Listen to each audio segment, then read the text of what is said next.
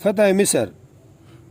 کوفہ میں ہٹ آئیں شب روز کے سفر اور پے در پے لڑائیوں کے مصروفیت سے غازی اکتا گئے تھے۔ خیال تھا کہ اب کچھ دن آرام سے دن بسر ہوں گے، مگر ابھی ان کے متزاید حسنات میں فوری اضافہ ہونے کو مقدر تھا۔ ہرقل شکست خوردہ شام ارطفول گورنر بیت المقدس قسطنطنیہ پہنچے ہوئے تھے۔ شام کے سرسبز باغوں اور اس کے اونچے اونچے محلوں، خود مختار حکومت کے جلوسوں کے دل فریب نظارے خواب میں بھی ان کی آنکھوں سے اوجھل نہیں تھے۔ مصر اور اسکندریہ وغیرہ اطراف و جوانب میں بے شمار فوجیں جمع کر کے دوبارہ شام پر اپنی قسمت آزمائی کے ارادوں میں مصروف تھے۔ عمرو بن عاص زبیر ابن العوام کو کوفہ سے مصر کی طرف بڑھنے کا حکم ہوا۔ غازیان اسلام 12,000 کی تعداد میں مصر پر حملہ آور ہوئے۔ 2-4 حملوں میں بلندی مصر کا پورا علاقہ فتح کر لیا۔ یہاں سے دریائے نیل کے اس کے پار فسطاط قاہرہ میں آ کر پڑاؤ ڈالا۔ یہاں ایک قدیم شاہی قلعہ تھا، اس میں مصر کے بڑے بڑے رئیس، فوجی افسر اور شاہی خاندان کے لوگ رہتے تھے۔ یہ قاہرہ ہن نہ بنیا، یہ قاہرہ ایک بار ہن مشہور ہو گیا۔ اس زمانے میں قاہرہ مصر ہوتا، کراچی بھی ہوتا، مصر انشاء اللہ آمنین، وہ کیونکہ آیت مبارک ہے نا مصر، اس میں قاہرہ نام مصر، پھر سارے ملک کا نام مصر ہو گیا۔ ہوں ملک کا نام مصر ہے تو اس شہر کا نام قاہرہ۔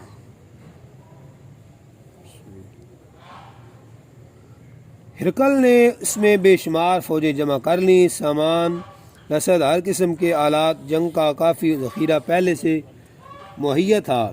مصری مقیمی فوج کا کوئی شمار ہی نہ تھا۔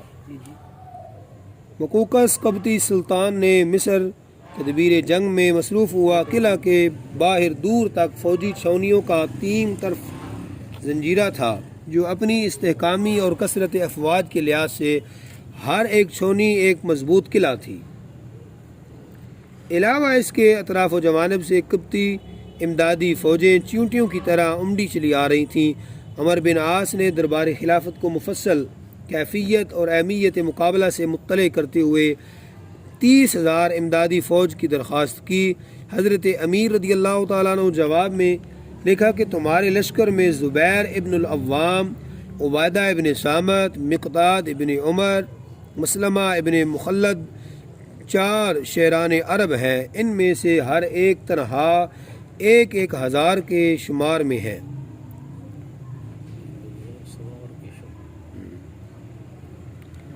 3,000 غازی امداد میں بھیجے جاتے ہیں۔ اللہ کے توکل پر اپنی خدمت میں مصروف ہو جاؤ۔ فتح و شکست فوج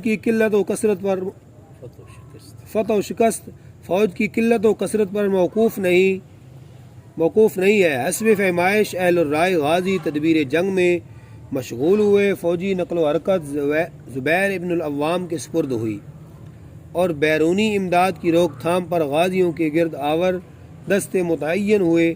مناسب موقعوں پر منجنیق نصب ہوئی۔ 7 ماہ کی لگاتار کوشش سے اطراف کا کل علاقہ صاف کر لیا گیا۔ روسائے قبط مرعوب ہو کر اسلامی حمایت میں آ گئے۔ مقوقش کی امداد سے انہوں نے حلفاً انکار کر دیا۔ مقوقش بادشاہ مصر کا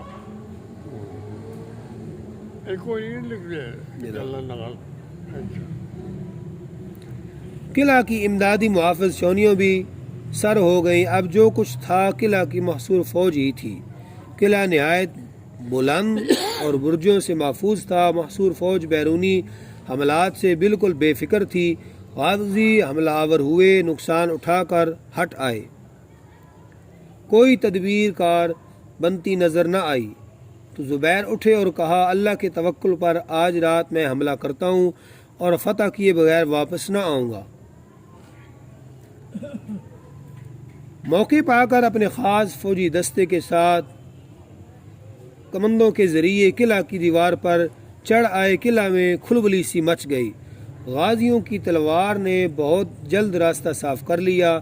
دروازہ نہایت مضبوطی سے بند کر لیا گیا تھا۔ زبیر ابن العوام نے توڑ کر پھینک ڈالا۔ غازی شیروں کی طرح گھس آئے۔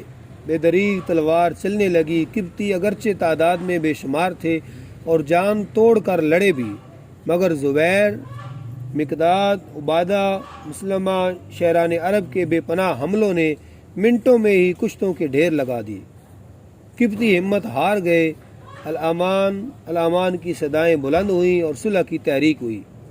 مکوکش مصری بادشاہ ہرکل شہنشاہ کا ایک بارگزار صوبہ تھا۔ ہرکل اس کاروائی صلح پر ناراض ہوا اور کہا اگر قبطی ہمت ہار چکے ہیں تو کیا رومی فوج کچھ کم تھی؟ مگر اب کیا ہو سکتا تھا؟ ہرکل دانت پستہ رہ گیا اور شاہی قلعہ مسلمانوں نے خالی کرا لیا، ختم ہو گیا۔